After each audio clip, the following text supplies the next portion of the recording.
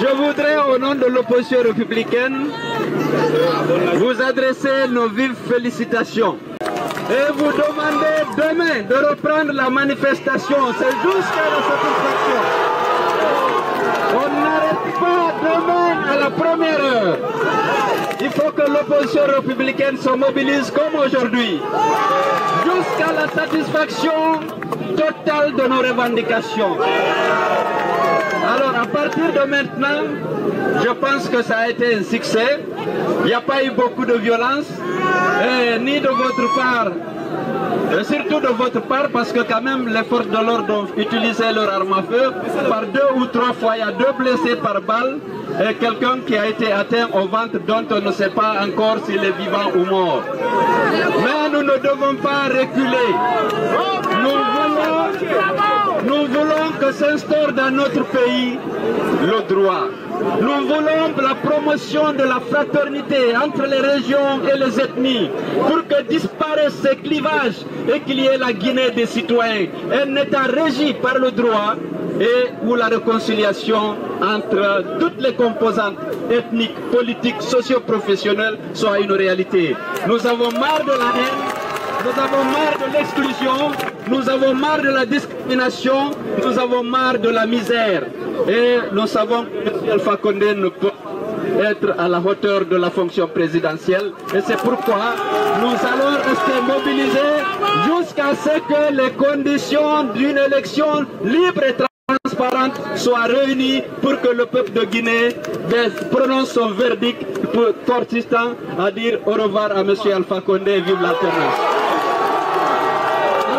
Alors, à partir de l'instant, attendez, vous rentrez chez vous, vous ne faites pas de violence, vous n'agressez ni les forces de l'ordre, ni les usagers de la route. Est-ce qu'on est d'accord?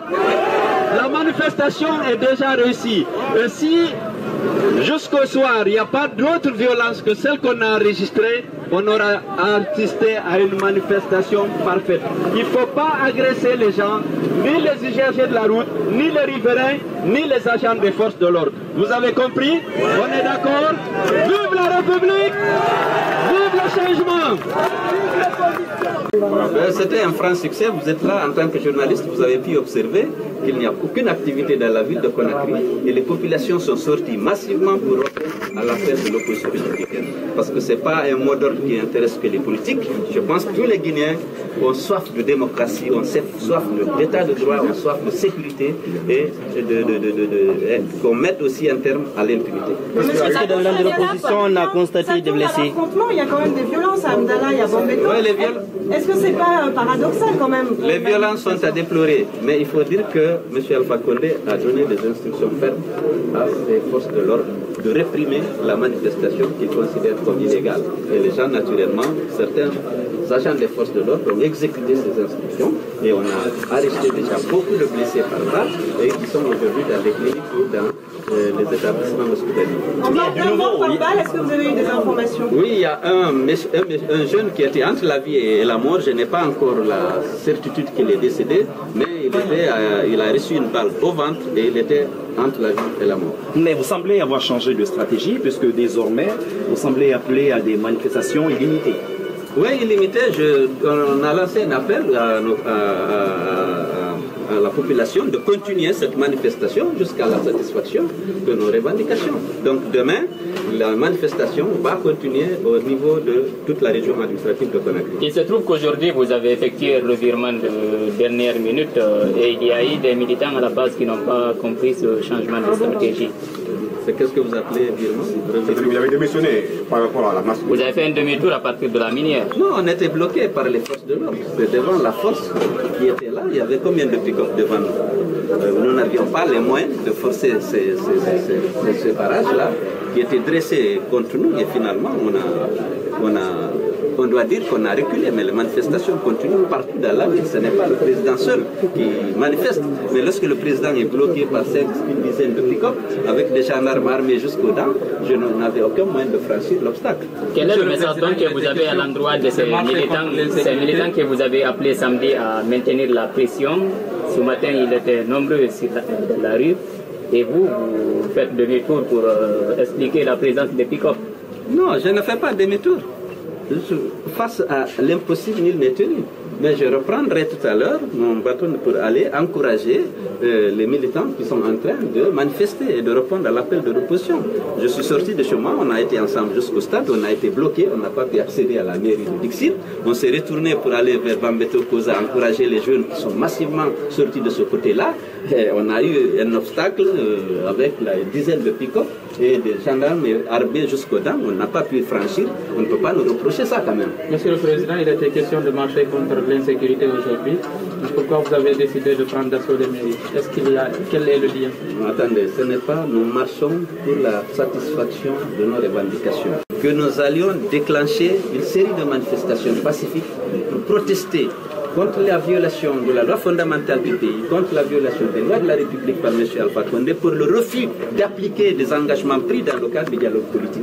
Entre-temps, il y a eu la tentative d'assassinat de Aboubacar Sylla. On a voulu associer la lutte contre l'impunité et l'insécurité à notre combat.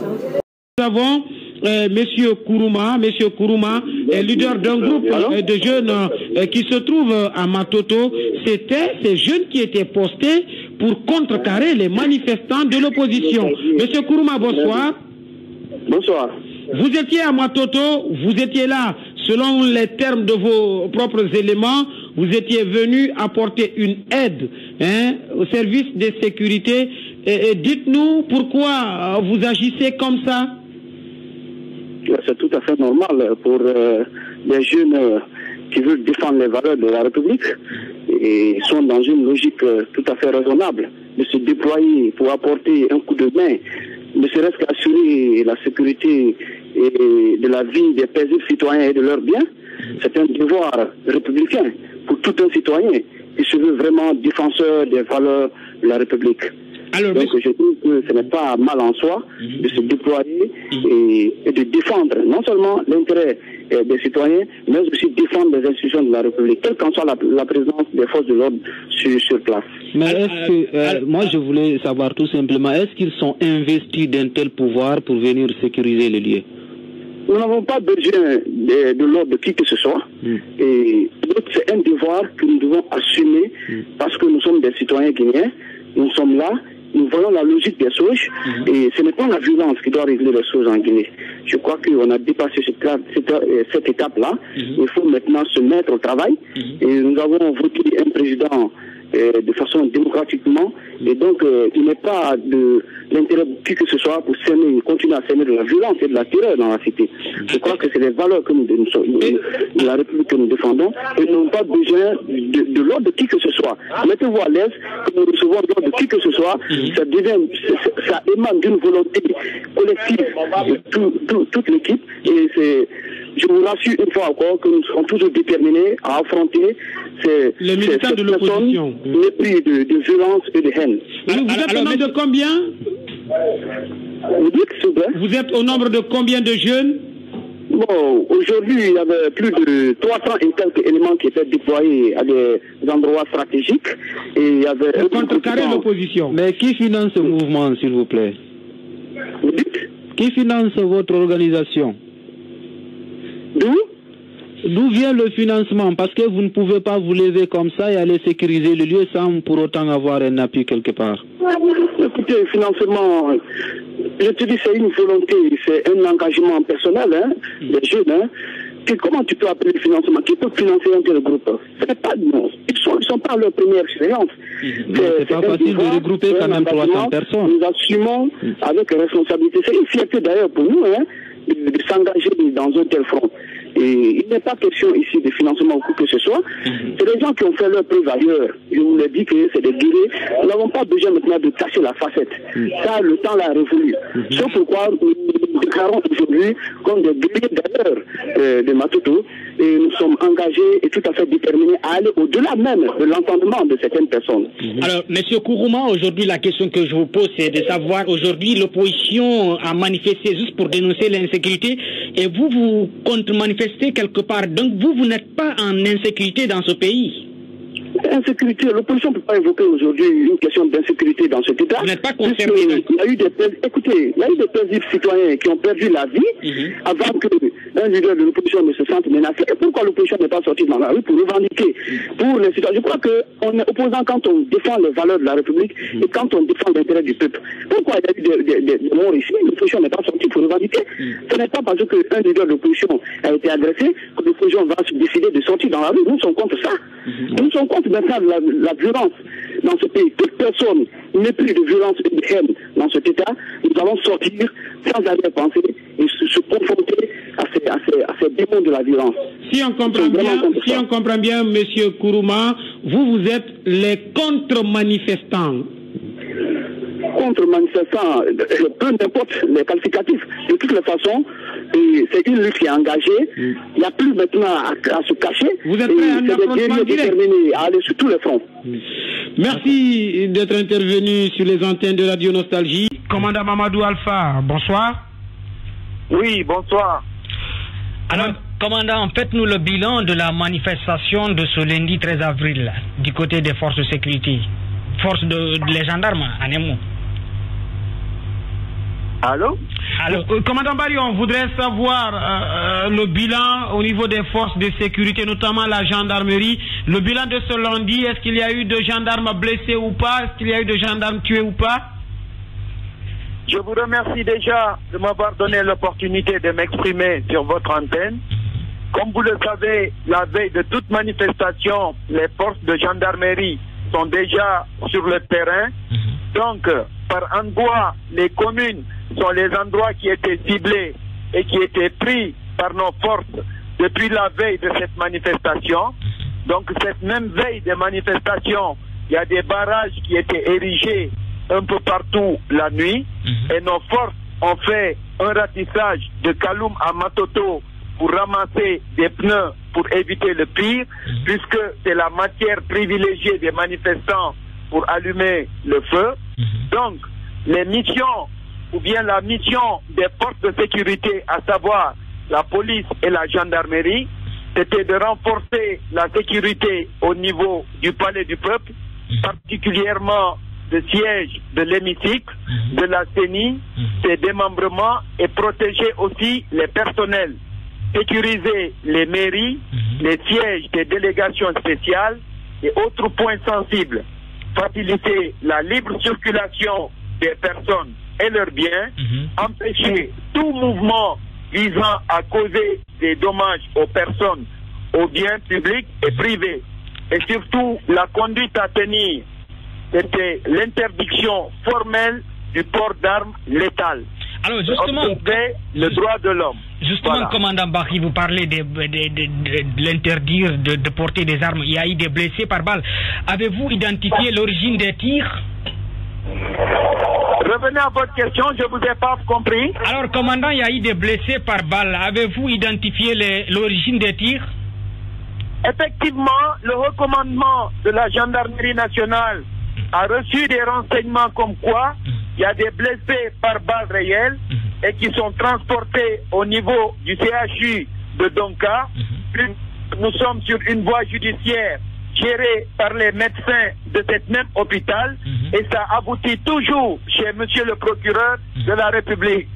On va attendre le résultat de ça pour savoir si ces personnes blessées ont été atteintes par balles réelles ou pas. Est-ce que du côté de la gendarmerie, vous avez enregistré des cas de blessés, commandant? Oui, devant moi, ils ont fait venir un jeune gendarme qui a été atteint par un gros caillou au niveau de Nyariwada. Ils l'ont transporté au niveau de Ambroise Paré, où il se trouve toujours d'ailleurs, pour une radio. Alors, commandant, le porte-parole du gouvernement Albert Damantan Kamara annonce que la gendarmerie a reçu aussi des tirs au niveau du quartier Hamdallah et Pharmacie. confirmez-vous cette information en tant que porte-parole? De calibre 12. Écoutez, vous savez, la veille de chaque manifestation, les unités de gendarmerie et de police font ce qu'on appelle la méthode de raisonnement tactique. C'est ce qu'on prépare la veille pour le mettre en application le jour de la manifestation. Et la dernière phrase du coordinateur des escadrons de gendarmerie mobile, c'est interdiction formelle du port d'armes létales. Donc, nos forces sur le terrain, je le dis, la main sur la conscience, aucun gendarme n'avait une arme de guerre. Même un pistolet, commandant Barry? Même un pistolet, aujourd'hui nous sommes au 21e siècle, ou même les téléphones de 50 000 pour filmer la scène. Montrez-moi quel est le gendarme avec qui on a pris une arme de guerre sur le terrain. Ça n'existe pas. J'étais là avec nos forces la veille et le même jour de la manifestation. C'est facile quand même de dire ça, commandant Barry, parce qu'on ne peut pas s'approcher de ces gendarmes-là pour filmer, voir si un gendarme détient une arme.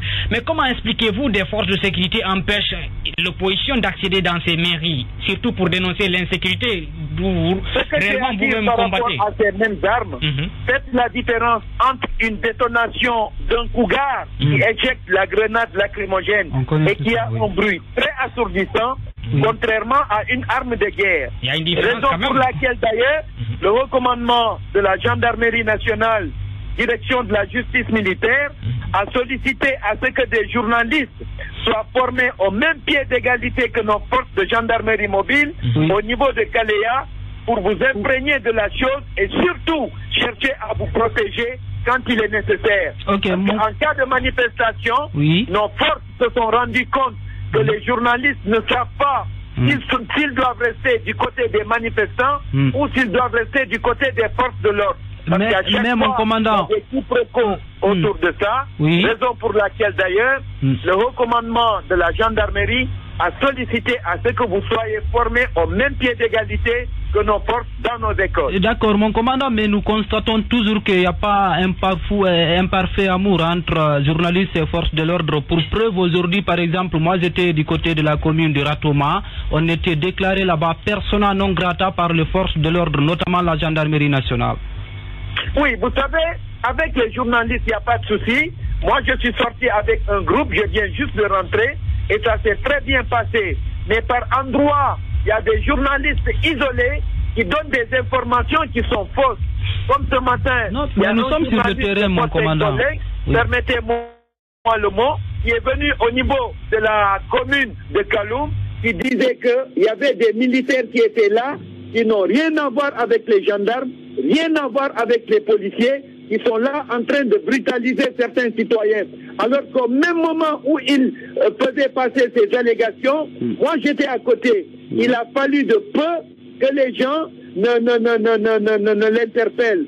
Donc, c'est pour cela, d'ailleurs, il faut éviter d'avancer des choses qui ne sont pas du tout réelles, raison pour laquelle vous aimez toujours avancer qu'il n'y a pas le parfait amour entre les journalistes et nous. Mais pour ceux, je parle des journalistes bien sûr, qui étaient dans le véhicule du service de communication de la gendarmerie nationale, on a sillonné aujourd'hui certaines communes, on a commencé par Kalou, on est arrivé à Dictine, à Matam. Mais ça s'est très bien passé parce qu'on vient juste de rentrer. Merci, commandant Barry, pour toutes ces précisions. Et nous avons au bout du fil, honorable Amadou Damaro Camara. Honorable Amadou Damaro Camara, bonsoir.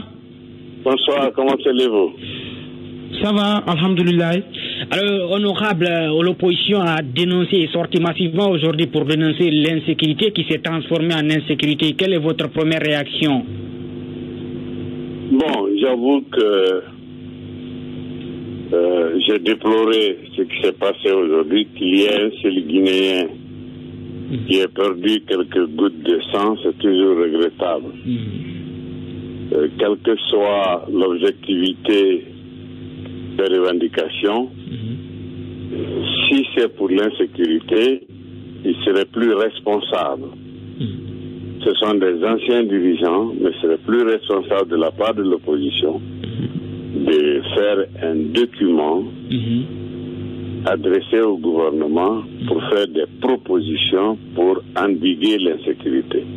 Il pouvait même interpeller l'Assemblée où elle est fortement représentée pour demander éventuellement à la limite des crédits supplémentaires pour recruter de nouveaux gendarmes, pour recruter de nouveaux policiers, pour créer des brigades interurbaines pour les coupeurs de route. Enfin, faire des propositions qui pourraient être débattues à l'Assemblée. Une résolution de l'Assemblée pourrait interpeller le gouvernement pour faire face à l'insécurité. Mais quand on veut marcher contre l'insécurité, on refuse de s'adresser aux autorités. On se propose de créer des mouvements dans les 5 communes, en empêchant la police, les forces de l'ordre, la gendarmerie, à prendre des dispositions pour encadrer la marche. Mais n'importe quoi pouvait arriver. Des badauds pouvaient se mêler, des personnes mal intentionnées pouvaient en profiter pour faire des pillages, etc., etc. Et au lieu de la sécurité, de se battre contre l'insécurité, on en crée. La question qu'on se pose alors qu'aujourd'hui, est-ce que demain matin, la Guinée est plus sécurisée qu'elle ne l'était hier? La réponse est non. Oui, mais... Voilà, on fait de la politique, c'est pour apporter des solutions à des problèmes qui se posent. Mais on ne crée pas de problèmes en faisant la politique. D'accord, honorable, parlant toujours de propositions de loi, parce que cela émane forcément des élus du peuple, autrement dit les députés, mais les députés de l'opposition se plaignent assez souvent de la non prise en compte de leurs propositions au niveau de l'Assemblée nationale. L'opposition a eu une seule proposition de loi. Elles ont déposé à la fin de la session budgétaire. Nous leur avons dit que nous ne pouvons pas faire toute la procédure parce que quand il y a une proposition de loi adressée au bureau de l'Assemblée, le bureau de l'Assemblée examine la recevabilité et adresse à l'exécutif pour avis. Et c'est au retour pour avis de l'exécutif que le droit à l'amendement de l'exécutif, quand ça s'est observé, que le bureau s'est saisi et l'amène à la conférence des présidents pour programmer.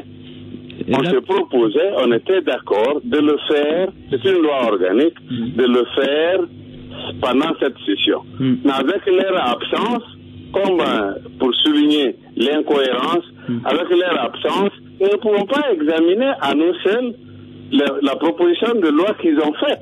Oui, mais... C'est un problème de procédure à l'Assemblée. C'est pas parce qu'on veut aujourd'hui que l'Assemblée doit se prononcer aujourd'hui. C'est la seule et unique proposition de loi qu'ils ont déposée à l'Assemblée. D'accord. Honorable, loin de faire quand même l'avocat du diable, mais restons toujours au niveau du règlement intérieur, par exemple, de l'Assemblée nationale, en son article 17, qui parle, par exemple, de briguer tous les postes si vous êtes majoritaire. J'ai l'impression que l'opposition a tout fait pour que vous fassiez la révision du règlement intérieur, mais jusqu'à présent, rien n'en est au niveau de l'hémicycle. D'abord, le règlement intérieur en cours, comme cela vous venez de lire, nous donne la possibilité de briguer tous les postes que nous voulons.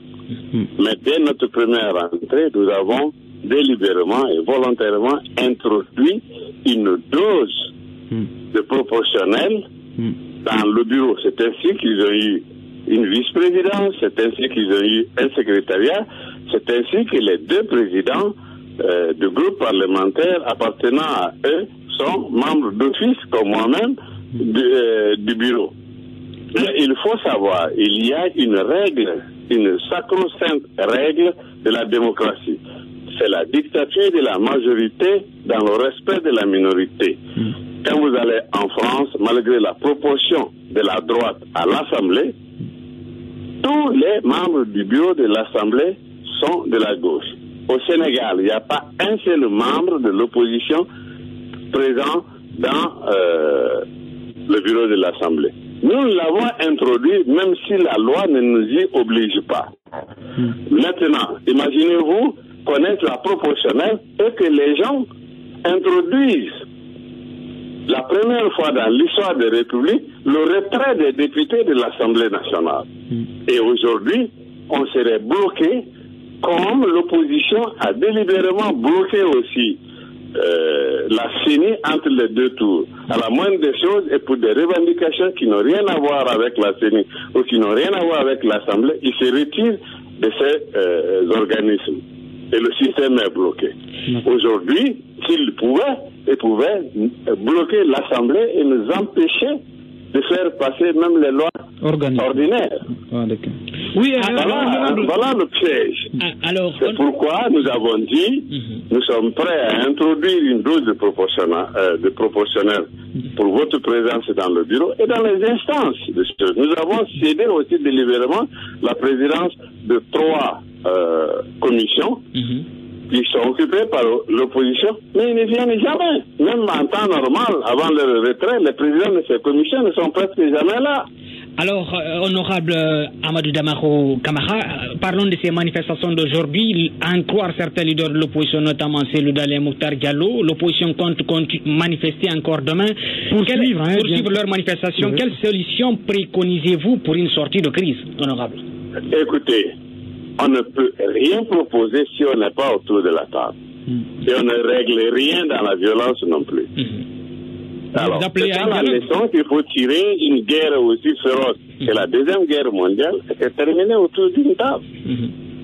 Je ne sais pas s'ils veulent d'abord créer le chaos avant de venir à la table, ou je ne sais pas. Enfin, les intentions se clarifient, mais le porte-parole du gouvernement a invité à ce que l'on se retrouve. Quand on parle qu'il y a eu 2 dialogues qui se sont passés et que ça n'a pas été refusé, vous croyez que pour faire la démocratie en Guinée, que pour que les Guinéens se retrouvent, que 2 dialogues suffisent?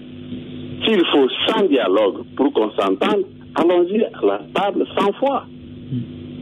C'est ça ma conviction. Je crois que la Guinée est plus importante que 2 dialogues seulement.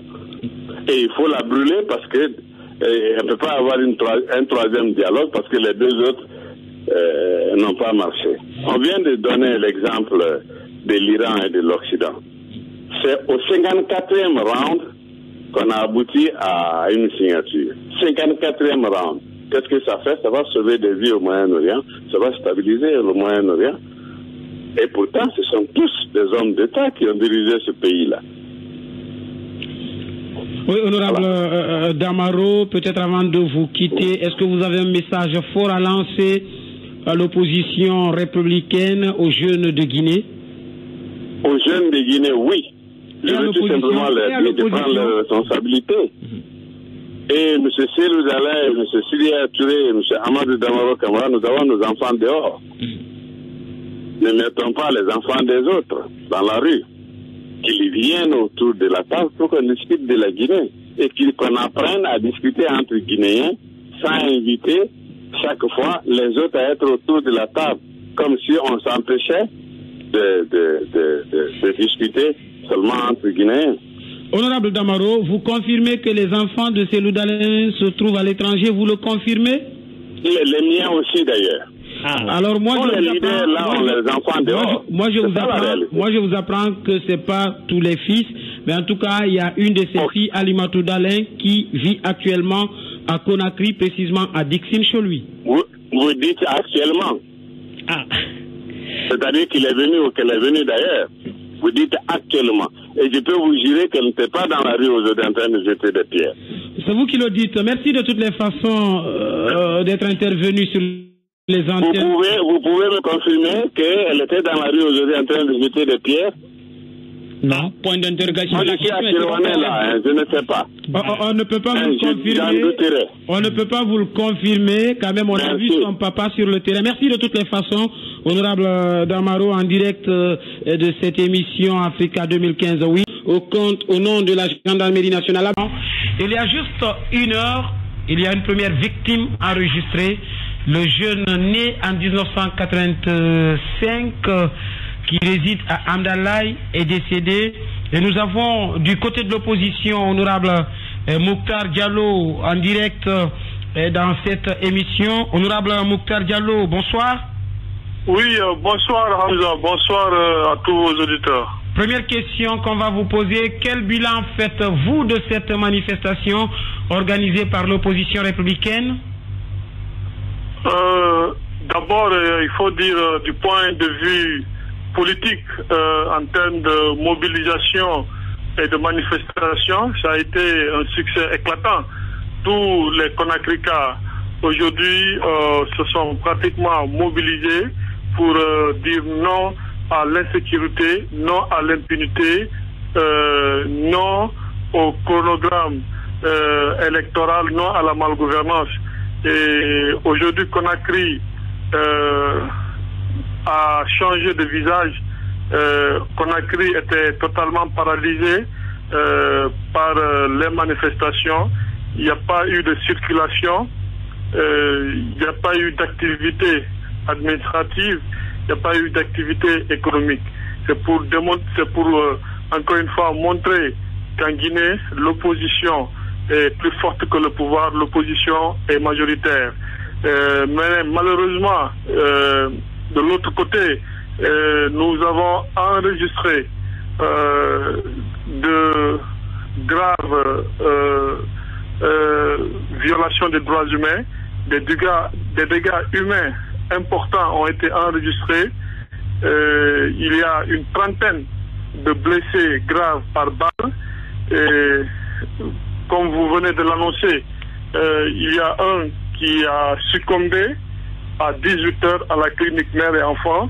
Il s'appelle Ba Suleiman, né en 1985 à Timbitouni, un habitant de Hamdallaï et qui tenait une gargote. Il a reçu chez lui à 18h une balle dans le cœur et directement évacué à la clinique mère et enfant, il a rendu l'âme.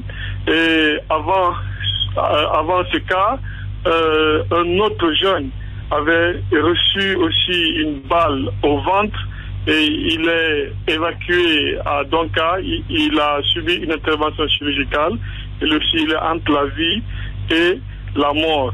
Ce qu'il faut dire et le dénoncer vigoureusement, c'est que les policiers sont en train de tirer à balles réelles sur des paisibles citoyens qui sont même chez eux, parce que on ne parle plus de manifestations, mais les policiers armés sont en train de trouver les citoyens dans leur propre maison et tirer sur eux, les violenter, les agresser et même procéder à des arrestations arbitraires à la mosquée de Bambeto, à la grande mosquée de Bambeto.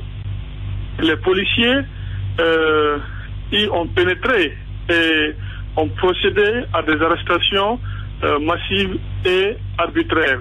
Il y a eu beaucoup de blessés par balle. Nous étions à la clinique mère et enfant où nous avons vu 6 personnes qui ont été blessées par balle et nous devons nous rendre aussi à l'hôpital Donka, à la clinique de Dixine, où il y a beaucoup de blessés par balle qui sont hospitalisés. Alors, honorable, oui? Vous parlez des blessés par balle, des morts également. On a écouté Hamza tout de suite par rapport à Suleiman qui est originaire de Timbitouni.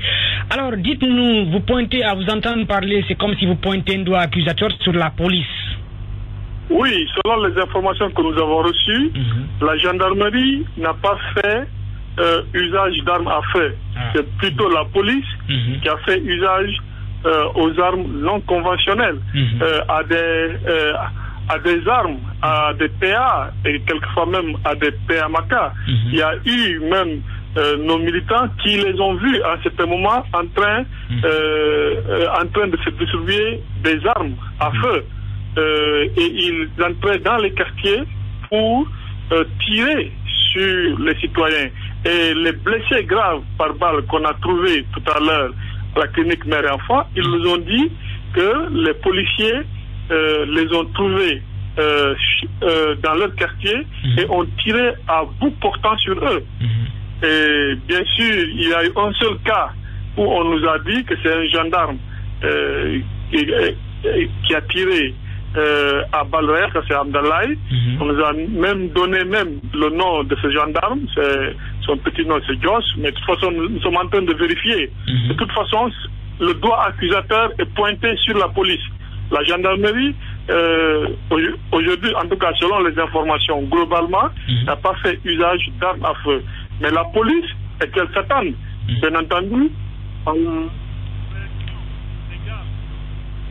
Allô? Nous allons saisir. Oui, vous me recevez? Oui, allez, on vous écoute, honorable. Oui, je disais que nous allons saisir la justice internationale, la CPI, la Cour de la CEDEAO. Pourquoi pas la justice guinéenne, honorable? Nous allons saisir la justice guinéenne, bien entendu, mais nous ne pouvons pas compter, malheureusement, sur certains magistrats, pas tous, mais majoritairement, nous n'avons pas confiance totalement aujourd'hui à la justice guinéenne, parce que plusieurs fois, cette justice guinéenne a manqué son devoir de rendre justice suite à la saisine de l'opposition ou même s'auto-saisir. De toute façon, nous allons saisir la justice guinéenne, nous allons saisir la justice de la CEDEAO, donc la justice africaine et la justice internationale.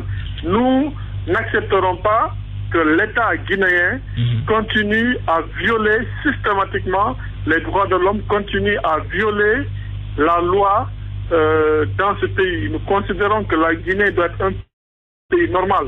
Il ne faut pas accepter que la terreur soit la règle de gouvernance dans ce pays. Et donc l'opposition va continuer le combat malgré cette violence aveugle abattue sur l'opposition. Allô? Allô, honorable? Oui. Voilà, on a du mal à vous entendre. Oui, honorable, après cette journée qu'on peut dire sanglante, puisqu'il y a eu un mort, il a été tiré, vous l'avez dit tout à l'heure, que comptez-vous faire demain? Vous appelez aussi vos militants, vous appelez vos militants à sortir massivement comme aujourd'hui, ou vous comptez vous retrouver pour trouver une autre alternative, hein? Il n'est pas question de reculer. Vous savez, déjà plus de 57 de nos militants ont été tués dans les manifestations pacifiques et aujourd'hui on a enregistré aussi d'autres dégâts humains. Nous ne comptons pas reculer. Nous allons continuer les manifestations jusqu'à la satisfaction de nos revendications légitimes et légales. Et donc nous demandons bien entendu à nos militants, aux Guinéens, épris de justice, épris de démocratie, de continuer les manifestations demain. Alors, quel est l'itinéraire alors? Parce que là, avec cette manifestation d'aujourd'hui, c'était les 5 communes qui étaient ciblées. Et demain? Oui, c'est encore les 5 communes. Nous demandons à nos militants de reprendre les manifestations demain dans toutes les 5 communes de Conakry. Et nous allons nous retrouver bientôt, d'ailleurs, pour élargir ces manifestations sur l'ensemble du territoire national. Oui, honorable. Oui, allez-y. Oui. On voulait vous demander, vous avez tenté aujourd'hui d'accéder dans les mairies. À Ratoma, les leaders politiques n'ont pas eu accès. À Dixine également, les leaders politiques n'ont pas eu accès. À Saloum, les leaders politiques n'ont pas eu accès. À Matoto, la même chose. À Matam, la même chose. Alors, si vous avez accès à ces mairies, qu'est-ce que vous allez faire dans ces mairies? Ou si vous n'avez pas accès à ces mairies, que comptez-vous faire dans la rue, puisque à comprendre ce que vous organisez, on dirait qu'il n'y aurait pas d'ordre dans ce que vous êtes en train d'organiser. Non, comme vous avez constaté, des murs, des barrières infranchissables de policiers et de gendarmes ont été dressés devant nous aujourd'hui. C'est pour cela que nous n'avons pas pu accéder à la mairie, à la commune de Dixine. Et nous n'avons pas non plus pu arriver aussi au siège de la commune, de la mairie de Dixine. De Ratoma, j'allais dire. Mais de toute façon, nous avons manifesté, nous avons réussi à mobiliser les gens et à occuper les rues et donc à bloquer la circulation. On peut dire que l'un de nos objectifs est atteint à partir du moment où la ville a été paralysée. Donc ce que nous allons continuer à faire, c'est de manifester sur tout Conakry. Et si nous ne réussissons pas à arriver au niveau des communes, en tout cas que nous que nous empêchons, que nous puissions empêcher effectivement la circulation. Parce que c'est ça aussi, si on nous empêche d'arriver là où nous voulons aller, nous serons obligés, dans ce cas, d'organiser des sittings dans la circulation pour amener le gouvernement à revenir à la raison et à accepter de respecter les lois, les accords du 3 juin et le contenu du relevé de conclusion du dernier dialogue, et tout cela pour non seulement mettre fin à l'insécurité, à l'impunité, mais aussi pour dérouler un chronogramme normal en commençant par les élections communales et organiser ensuite les élections présidentielles en 2015. Merci honorable Mokhtar Diallo d'être intervenu dans cette émission Africa 2015. Je voudrais commencer par remercier et féliciter tous les militants et sympathisants de l'opposition ainsi que les populations de Conakry qui ont massivement répondu au mot d'ordre de marche pacifique de l'opposition. Ils ont prouvé par leur grande mobilisation, par tout leur engagement, leur attachement aux idéaux de paix, de démocratie et de droits de l'homme dans notre pays. Malheureusement, comme vous, nous avons eu à déplorer de nombreuses victimes qui ont émaillé cette manifestation. Malgré nos appels répétés aux forces de l'ordre, malheureusement, comme d'habitude, elles ont usé encore de la force pour disperser des manifestants qui ne faisaient que jouir de leur droit constitutionnel de manifester. Au jour d'aujourd'hui, nous avons comme bilan provisoire une trentaine de blessés, dont 10 par balle, au nombre desquels il faut compter un qui est dans un état critique. Il y a au moins 10 dont les soins ont exigé des points de suture pour dire la gravité des blessures qu'ils ont subies. Nous profitons de cette occasion pour lancer un appel aux populations de Conakry, pour leur demander de poursuivre cette manifestation demain, mardi 14 avril. Ils doivent continuer à persévérer, à observer la pression qu'il faut exercer sur le pouvoir pour que les revendications de l'opposition, qui s'adossent toutes sur la Constitution et sur les lois de notre pays, soient prises en compte par le pouvoir. En tout cas, l'opposition, quant à elle, réaffirme sa ferme volonté d'user de toutes les voies nécessaires à l'instauration en Guinée d'un état de droit et de régime respectueux des droits de l'homme. Nous lutterons par tous les moyens contre la malgouvernance, contre la dictature rampante qui s'installe insidieusement dans notre pays pour que la Guinée soit un pays où il fait bon vivre, pour que la Guinée soit un pays où la démocratie et les droits de l'homme sont respectés. Je vous remercie.